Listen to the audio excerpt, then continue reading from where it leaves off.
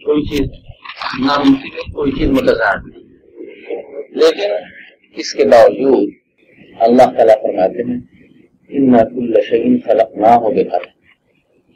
یہ ساری قدرتیں رکھنے کے باوجود اللہ تعالیٰ نے ہر چیز کا ایک نظام بنایا ہے۔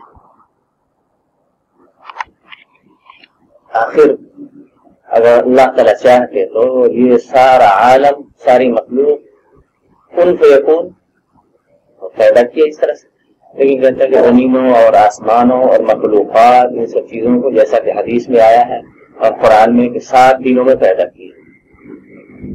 یہ سب ترتیب کی کیا ضرورت تھی؟ پھر اسی طرح سے یہاں جو ہے جنت بنایا، دوزخ بنایا، یہ سارا ایک نظام کے ماتحت اللہ تعالیٰ نے بنایا۔ یہ سب گویا اس اشرف المخلوقات انسان کو پیدا کرنے کی تمہید تھی، اور یہ بتانا تھا کہ گویا یہ مخلوق بھی ایک نظام کے تحت چلے گی تو اللہ تعالیٰ کی رضا حاصل کر لے، کیونکہ یہ سارا عالم، سارا مخلوق اللہ تعالیٰ کے علاوہ جس قدر بھی ہے یہ سب اسی انسان کے واسطے پیدا کی۔ اور جس قدر آپ ہمیں تو پہلے جو ہے کچھ دنوں پہلے جو ہے بہت بعید معلوم ہوتی تھی یہ بات کہ کوئی آدمی ہوا میں اڑ لے، ایسی سواریاں جو 400 500 افراد کو لے کر کے چلے، اگر 100 سال پہلے ایسی کوئی بات کہتا تو اس کو پاگل سمجھا جاتا۔ تو اسی طرح سے ابھی عالم کے اندر اس قدر وسعت ہے، کبھی ہزار سال تک اگر سارے سائنسدان مل کر ساری دنیا سائنسدان بن جائے تو اس کے راز پر واقف نہیں ہو سکتے، لیکن اس کے باوجود کہتے ہیں کہ سارا عالم اسی اشرف المخلوقات کے واسطے پیدا کیا ہے۔ لیکن اس اشرف المخلوقات کے واسطے بھی گویا ایک نظام بنایا اللہ تعالیٰ، اور اس نظام کے تحت اپنی شریعت کو گویا جب سے انسان کو پیدا کیا ہے، حضرت آدم علیہ السلام کو ہی سب سے پہلا نبی بنایا، تو گویا اپنی رضا کے حصول کے واسطے ایک نظام پیدا کیا اللہ تعالیٰ، وہیں سے چلایا نظام جو۔ پھر اس کے بعد دوسرے انبیاء آتے گئے، یہاں تک کہ سید المرسلین اور خاتم النبیین حبیب رب العالمین محمد مصطفیٰ صلی اللہ تعالی علیہ وسلم کا زمانہ ہے، اور ان کو بھی جو ہے نا حضور پاک صلی اللہ علیہ وسلم کو بھی اللہ تعالیٰ نے ایک نظام کے تحت رکھا۔ جب یہ ساری انسان جو ہے اشرف المخلوقات، اور انسان کے واسطے جو ہے یہ سارا عالم پیدا کیا ہے، اس کے فوائد جو ہے آہستہ آہستہ ظاہر ہوتے رہیں گے، ظاہر ہوتے رہیں گے، اور اس ساری مخلوق کے اندر اشرف ترین جو ہے، سارے انسانوں کے اندر اشرف ترین وہ حضور پاک صلی اللہ تعالی علیہ وسلم کی ذات، مخلوقات کے اندر کوئی ان سے بڑھ کر کے، یعنی گویا جیسا کہ کہا گیا کہ بعد از خدا بزرگ کوئی قصہ، کوئی تعریف نہیں کر سکتا ان کی، بس اللہ تعالیٰ ہی تعریف کریں جو ان کے پیدا کرنے والے اور ان سے محبت کرنے والے ہیں، اور وہ اللہ تعالیٰ کے محبوب ہیں، وہ جانے کیسی تعریف ہو سکتی ہے، ہم سے تو نہیں، پھر کوئی انسان نہیں کر سکتا۔ تو ان کے وجہ سے تو یہ سارا عالم بنایا گیا، لیکن ان کو بھی اللہ تعالیٰ نے دے، اگر وہ چاہتے تو سب کچھ منٹوں کے اندر، آن کے اندر سارا عالم، سارے مشرکین، سارے منافقین، سارے کفار کو ان کے موافق اور ان کے تابع بنا دیا، لیکن ان کو بھی ایک نظام کے تحت رکھا۔ وہ اللہ تعالیٰ کے وہ تو اتنے محبوب، اس قدر محبوب کہ سب سے عالم کے اندر اولیت مخلوقات کے اندر صرف ان کو حاصل، اور سراپا نور۔ حضور پاک صلی اللہ علیہ وسلم نے آخر دعائیں نہیں کی ہے کہ اللہم اجعل فی مخی نورا وفی عظمی نورا وفی سمعی نورا وبصری نورا واجعل لی نورا، ظاہر بات ہے ہر نبی کی دعا مقبول ہے، اللہ کرے ان کو سراپا نور بنایا ہوا، اور سارا عالم جیسا کہ ابن قیم وغیرہ نے لکھا ہے کہ گویا انہی کی محبت کے ارد گرد گھومتی، سارا عالم کی گویا بنیاد حضور پاک صلی اللہ علیہ وسلم ان کی پیدائش میں، اس کے باوجود جو ہے ان کو ایک نظام کے تحت رکھا، اور حضور حضور پاک صلی اللہ تعالی وسلم کی زندگی کو اگر آپ دیکھیں، مکی زندگی کو، تو جو تکالیف آپ نے اٹھائی ہیں اتنی محبوبیت کے باوجود اس کا تصور نہیں کر سکتے. وہ کس کے لیے؟ ہم ہی سب لوگوں کے لیے. آپ پڑھیں تاریخ جو ہے حضور پاک صلی اللہ علیہ وسلم کی تاریخ، آپ کی سیرت کو پڑھتے رہنا چاہیے، صحابہ کی سیرت کو پڑھتے رہنا چاہیے، تاکہ ہم ان کے جو ہے کچھ احسانات کا اندازہ کر سکیں جو حضور پاک صلی اللہ علیہ وسلم کے احسانات ہیں ہمارے اوپر. ہم ان کا بدلہ تو کچھ بھی نہیں دے سکتے. ان احسانات کو، تمام کے تمام احسانات کا احساس بھی نہیں کر سکتے کہ کیا کیا احسانات ہیں، اتنے بے شمار. تو ان میں سے ایک ادنا درجہ ان احسانات کے احساس کا یہ ہے کہ آپ کی سیرت مبارکہ کو پڑھی جائے. صحابہ کی سیرت کو دیکھیں، حضور پاک صلی اللہ علیہ وسلم کی سیرت کو دیکھیں کہ انہوں نے کیا کیا تکالیف اٹھائی ہیں ہم لوگوں کے لیے. یہی بتائیے کہ اگر حضور پاک صلی اللہ علیہ وسلم گویا وہ تکالیف نہ اٹھاتے اور کیا کہیں کہ اور کچھ ہو جاتا تو یہ اسلام ہم تک کیسے پہنچتا اور ہمارا کیا حشر ہوتا، ہم اللہ تعالیٰ تک کیسے پہنچتے ہیں. یہ ساری باتیں اس کے باوجود حضور پاک صلی اللہ علیہ وسلم وہ ایک نظام کے تحت رکھا اور پھر ان کی شریعت کو بھی ایک نظام کے ماتحت بھی چلایا. چنانچہ ایمان کے بارے میں ایمان کا حکم دیا گیا اور حضور پاک صلی اللہ علیہ وسلم سے محبت کرنے کا حکم دیا گیا. وہ اس کو ایمان کا جز قرار دیا. لا یؤمن احدکم، چنانچہ حضور پاک صلی اللہ علیہ وسلم فرماتے ہیں کہ لا یؤمن احدکم حتی اکون احب الیہ من والدہ وولدہ والناس اجمعین.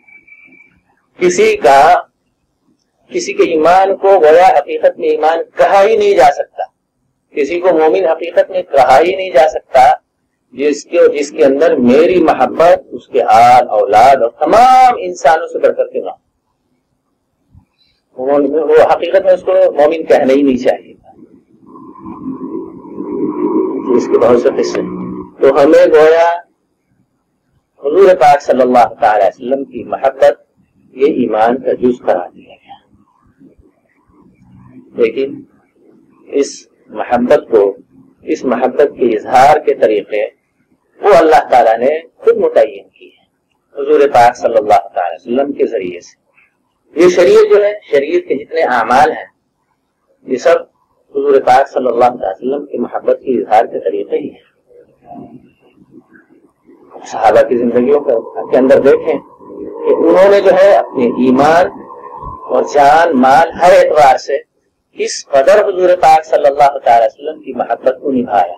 کیسے محبت کی بتا دیا انہوں نے کہ حضور پاک صلی اللہ علیہ وسلم جان و مال ہر ایک سے بڑھ کر. ابوبکر صدیق رضی اللہ تعالیٰ عنہ کو دیکھ لیجیے، بچپن کے ساتھی حضور پاک صلی اللہ تعالی وسلم، یہاں تک کہ حضور اللہ تعالیٰ کی طرف سے گویا ان کو ہجرت کے اندر مصاحب بنائے گئے. تو دیکھیے جب ساتھ آئے ہیں، حالانکہ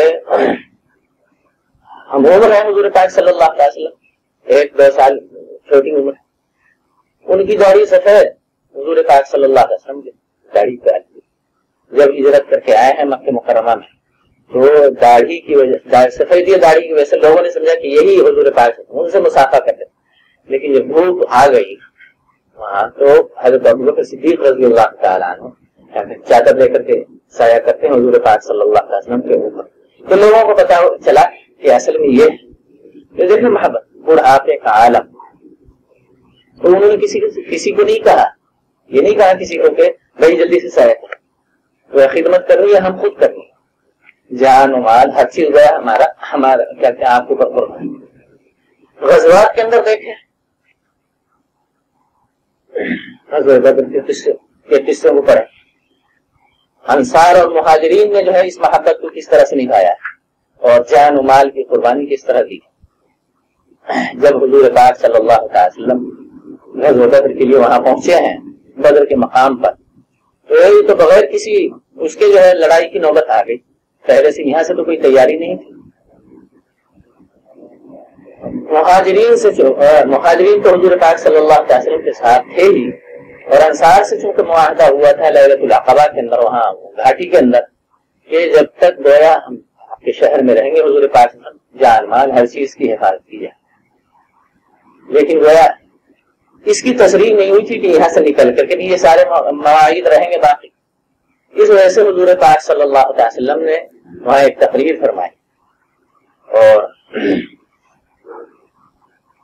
یہی فرمایا بھئی یہ تو کیا کہیں کہ بغیر مواعید کے کیا یہ لڑائی کا موقع پیش آ گیا, ادھر سے مشرکین آ گئے, ہم تو آئے تھے جو ان کا تجارتی قافلہ جا رہا تھا ان کو پکڑنے کے لیے, لیکن وہ تو قافلہ نہیں کر کے چلا گیا. اس کے مقابلے میں 313 کے مقابلے میں ادھر سے 1000 میں ساز و سامان آلات حرب کے ساتھ پہنچ گئے.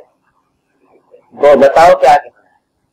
تو مہاجرین تو ساتھ تھے, انہوں نے اعلان کر دیا کہ ہم آپ کے ساتھ ہیں حضور پاک. لیکن حضور صلی اللہ علیہ وسلم کا مقصد یہ نہیں تھا کہ مہاجرین جواب, وہ انصار سے جواب لینا چاہ رہے ہیں. دوسری مرتبہ حضور نے پھر یہی تقریر فرمائی.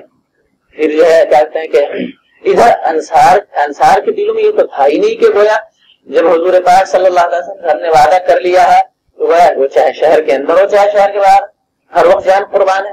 اس لیے وہ تو نہیں سمجھ نہیں پا رہے تھے کہ حضور صلی اللہ علیہ وسلم کا منشا کیا ہے, کیا بلوانا چاہ رہے ہیں. دوسری مرتبہ بھی مہاجرین جو ہے کہتے ہیں اٹھ کر کے کھڑے ہوئے کہا کہ ہم آپ کے ساتھ. پھر تیسری مرتبہ حضور پاک صلی اللہ علیہ وسلم پھر وہی تقریر کی. اس وقت جو ہے کیا کہتے ہیں کہ انصار میں سے سعد بن معاذ رضی اللہ تعالیٰ وہ کھڑے ہوتے ہیں کہ یا رسول اللہ آپ یہ چاہتے ہیں کہ آپ کے ذہن میں یہ ہے کہ ہم آپ کو چھوڑ کر کے چلے جائیں گے؟ یہ ہرگز نہیں ہو سکتا. آپ کی جان سے پہلے ہماری جان. ہم اور اسی طرح سے مقداد بن الاسود رضی اللہ تعالیٰ عنہ یہ کھڑے ہوتے ہیں انصار کی طرف سے اور کہتے ہیں کہ اگر آپ حکم دیں, آپ یہ سمجھ رہے ہیں کہ گویا ہم آپ کو چھوڑ دیں گے, تنہا ہم واپس چلے جائیں گے کیونکہ ہمارے پاس ہتھیار نہیں ہے, یہ کبھی نہیں ہو سکتا. اگر آپ حکم دیں کہ سمندر میں کود جاؤ بغیر کسی ساز سامان, ہم سمندر میں کودنے کے واسطے تیار ہیں. چنانچہ یہی ہوا. حضور پاک صلی اللہ علیہ وسلم کو ایک جگہ ایک چھپر کے نیچے رکھ دیا گیا. ادھر مہاجرین اور انصار کفار سے لڑائی جنگ. یہی حال احد کے موقع پر ہوا. حضور پاک صلی اللہ علیہ وسلم ایک طرف کو ہو گئے, مسلمانوں کے اندر انتشار پیدا ہوا, حتیٰ کہ حضور پاک صلی اللہ علیہ وسلم کے دندان مبارک کا حصہ ایک ٹکڑا اڑ گیا. رخسار مبارک کے اندر جو ہے اس خود کی کیل گھس گئی, یہ ہونٹ مبارک پر چوٹ آئی وہ پھٹ گئی. حضرت طلحہ رضی اللہ تعالیٰ عنہ وہ کھڑے رہے حضور پاک صلی اللہ علیہ وسلم, اور انہوں نے اس قدر تلوار چلائی ہر چیز روک کر, بس جو نہیں روک سکے وہاں پہنچ گیا. کہتے ہیں کہ ان کا تلوار چلاتے چلاتے جو ہے ان کا ہاتھ شل ہو گئی, اور ہمیشہ کے واسطے شل ہو گیا. اور وہ اگر چاہتے تو حضور پاک صلی اللہ علیہ وسلم سے ہاتھ پھروا سکتے تھے اس کے اوپر, جیسا کہ بہت سے مواقع پر حضور پاک صلی اللہ علیہ وسلم نے کسی کے ٹانگ اٹھ گئی تھی, ہاتھ پھیر دی, وہ ایسا ہو گیا جیسے کچھ بھی نہیں. لیکن انہوں نے کہا کہ نہیں, یہ حضور پاک صلی اللہ علیہ وسلم پر قربانی کی نشانی ہے, یہ ہمیشہ کے واسطے شل رہے گا. یہ اسی طرح سے حضور پاک صلی اللہ علیہ وسلم یوں سر اٹھا کر کے دیکھ رہے ہیں کہ کیا حال ہے مسلمانوں کا. اس حال میں ہم ذرا تصور کریں کہ جنگ کا موقع, مسلمانوں کو کس جملہ ہزیمت ہو رہی ہے, حضور پاک صلی اللہ علیہ وسلم ایک طرف تنہا ہو گئے ہیں, ان کے ساتھ ہے یہ عبید العجب کسی بڑے آدمی کی حفاظت کرنی ہو تو پتہ چلتا ہے کہ دیکھا ہو کہ ان سے پوچھیں جاتے ہیں جو باڈی گارڈ صدر اور وزیر اعظم کے ہوتے ہیں کہ ان کے اوپر کیا گزرتی ہے کہ اگر کوئی گولا لگ گیا کچھ لگ گیا تو ساری ذمہ داری ان کے اوپر آتی ہے. اور حضور پاک صلی اللہ علیہ وسلم کے خاک کے کروڑ کسی چیز کے مقابلے ہی نہیں کسی صدر اور وزیر اعظم کی حیثیت ہے, اور صحابہ کے مقابلے میں کسی باڈی گارڈ کی کوئی حیثیت ہی نہیں, کیونکہ یہ تو تنخواہ اور بغیر محبت کے واسطے کرتے ہیں. ان کے اندر تو محبت ہی جو ایمان کا جز. تو تصور کریں کہ صحابی کے اوپر کس قدر گزر رہی ہوگی یہ بات کہ حضور پاک صلی اللہ علیہ وسلم کو, یعنی اس حالت میں حضور پاک صلی اللہ علیہ وسلم یوں سر اٹھا کر کے دیکھ رہے ہیں, اس حالت میں اس یعنی افراتفری کے عالم میں طلحہ رضی اللہ تعالیٰ عنہ کہتے ہیں یا رسول اللہ آپ سر نیچے کر لیجیے, کہیں ایسا نہ ہو کسی کے تیر جو ہے آ کر کے لائے. نہری دون نہری, ہم قربان ہونے کے واسطے بھی تیار ہیں, آپ سر نیچے رکھیں. اور یہی حال صرف مردوں ہی کا یہ حال نہیں، یہ محبت کا یہ تو نمونے ہیں، تاریخ اور سیرت کی کتابیں بھری پڑی ہیں صحابہ کی جن قربانیوں سے، اور اس محبت کے نمونے سے جو نظام کے تحت انہوں نے کیا، محبت رسول کو قانون نظام شریعت کا ایک بند بنا دیا گیا، قانون شریعت کا ایک بند بنا دیا گیا کہ اس کے بغیر گویا شریعت تام نہیں، ایمان تام نہیں۔ اسی غزوہ احد کے موقع پر ایک صحابیہ کے شوہر، بھائی، لڑکے، باپ سارے شہید ہو گئے۔ اب وہ آ رہی ہیں دیکھنے کے واسطے، جب کہتے ہیں کہ جب کفار بھاگ گئے اس کے بعد وہ آ رہی ہیں دیکھنے کے واسطے، لوگوں نے ان کو منع کیا کہ کہیں ایسا نہ ہو کہ ان کا حرکت قلب بند ہو جائے یہ سن کر کہ کوئی بچا ہی نہیں، باپ، بھائی، شوہر سارے ہی شہید ہو گئے۔ تو ان کو بار بار روک رہے ہیں کہ نہیں جانے کی ضرورت نہیں، سب کری۔ وہ سمجھ گئی، ان کو اطلاع پہلے پہنچ چکی تھی کہ ہمارے سارے شہید ہو چکے ہیں، لیکن انہوں نے کہا کہ نہیں، تم یہ سمجھ رہے ہو کہ گویا میں کوئی جزا فضا کروں گی، یہ بتاؤ کہ حضور پاک صلی اللہ علیہ وسلم صحیح سالم ہے۔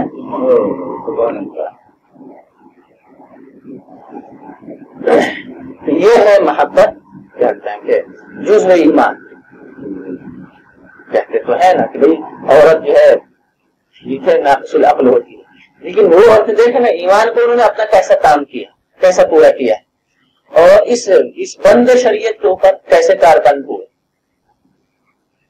تو مختصر بات یہ کہ اللہ تعالیٰ نے باوجود ساری قدرت کے یہ ایک نظام بنایا، حتیٰ کہ دیکھیں نا روزی نہیں پہنچا سکتے تھے براہ راست، اس کے لیے ایک فرشتہ مقرر کیا، موت کے واسطے ایک فرشتہ علیحدہ مقرر کیا، مومنین کے اعمال کو جمع کرنے کے واسطے علیحدہ فرشتے مقرر کیے۔ اس کے باوجود کہ ساری چیزیں وہ خود بخود جانتے ہیں، یہ سارا نظام بنایا۔ تو ہم یہ کیسے چاہتے ہیں کہ ہم جنت میں پہنچ جائیں گے بغیر اس نظام کے، اس قانون سے بالا، ایسا نہیں سکتا۔ تو یہ جو میں کہا نا کہ اس قانون محبت کے اظہار کا طریقہ اور اس کے مظاہر یہ اعمال شریعت ہے، مظاہر شریعت۔ اب جو دیکھ لے کہ ان اعمال کے اندر جو جتنا پختہ ہوگا وہ سمجھا جائے گا کہ اس کے اندر محبت اسی قدر پختہ ہے، اور وہ اللہ تعالیٰ کا اسی قدر محبوب ہوگا، کیونکہ اللہ تعالیٰ نے فرما دیا ان کنتم تحبون اللہ، حضور پاک صلی اللہ علیہ وسلم کی طرف سے کہلوایا گیا ان کنتم تحبون اللہ فاتبعونی یحببکم اللہ، کیونکہ اصل محبت تو اللہ ہی کی ہے، وہی رازق خالق مالک ہے، لیکن ان کی محبت کی اظہار کیسے ہوگا؟ حضور پاک صلی اللہ علیہ وسلم کے اسوہ حسنہ پر عمل کے ذریعے سے۔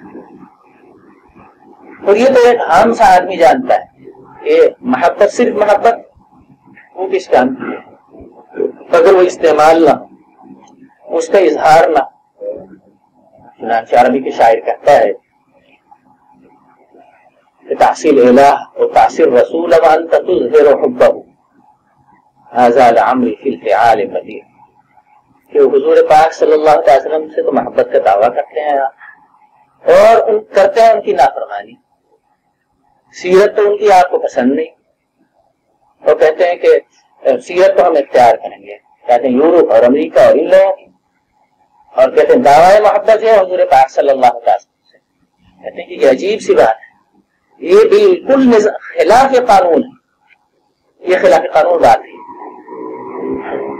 کسی شریعت وہ چاہے سماوی ہو یا دنیاوی ہو، اللہ والی ہو شریعت یا ناسخ منسوخ شریعت ہو، کسی کے اندر یا جس کو ہم باطل کہتے ہیں، کوئی ایسی بات نہیں کر سکتی، کہتے کہ یہ ایک عجیب بات ہے۔ کیوں؟ اس وجہ سے کہ قانون یہ ہے کہ لو کان حبک صادقا لاطعتہ ان المحب لمن یحب مطیع۔ معلوم یہ ہوتا ہے کہ یہ محض صرف دعوی محبت ہے، محبت کے اندر صرف نہیں، سچاپن نہیں ہے۔ قانون یہ ہے کہ محب جو ہے وہ محبوب کا مطیع ہوتا ہے، وہ تو دیکھتا ہے کہ اگر محبت سچی ہو کہ دیکھتا ہے کہ اس کی صورت کیسی ہے، وہ کپڑا کیسا پہنتا ہے، تو ہم بھی وہی اختیار کریں تاکہ اس کی خوشی ہمیں حاصل ہو۔ تو ہم اگر اس نظام سے علیحدہ چل کر کے گویا حضور پاک صلی اللہ تعالیٰ کی محبوب بننا چاہیں گے تو کیسا ہو سکتا ہے؟ بے شک اللہ تعالیٰ ہر چیز پر قادر ہے، لیکن وہ ایک نظام کے تحت انہوں نے چلایا، اسی نظام کا مطالبہ ہم سب سے بھی کیا گیا ہے۔